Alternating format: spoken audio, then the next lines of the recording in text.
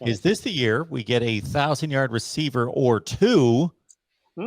We got it with Thompson and the gingerbread men we have.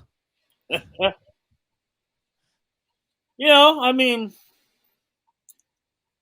last year I would have maybe thought that when you had a Samari Torre, and he came pretty darn close. So I don't know. It's hard to say with a new offensive coordinator and basically a new offensive scheme. It's going to be heavily passing. Obviously, I mean that's what Mark Whipple has done. That's what he's famous for.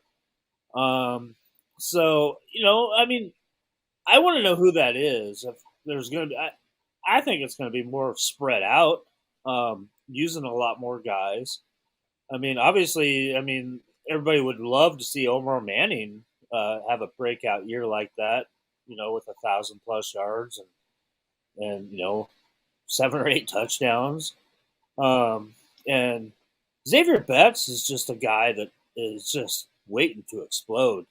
I've heard a lot, especially from Mickey Joseph. I mean, Mickey Joseph just met him, but Mickey Joseph is a big believer in Xavier Betts and think that he's got all the talent in the world. And then with Janarin Bonner, a really highly ranked guy coming in as maybe that guy that you're looking for down the future, but has that instant impact ability. And you can't forget about Trey Palmer, a former 5-star transfer coming in from LSU that has already had a lot of success on the field as a receiver and a kick returner. A guy that, Mickey Joseph is basically his father.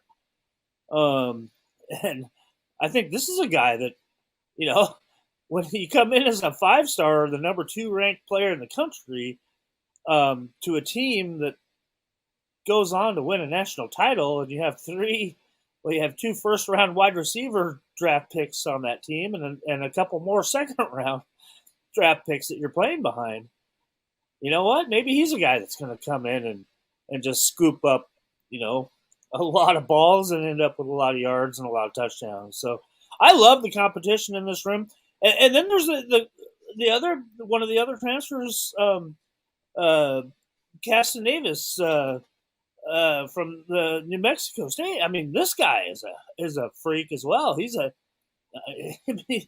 vacuum cleaner for balls.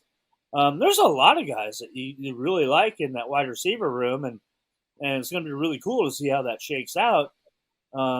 Especially here in the spring, but more along the lines here when the season's about ready to roll around.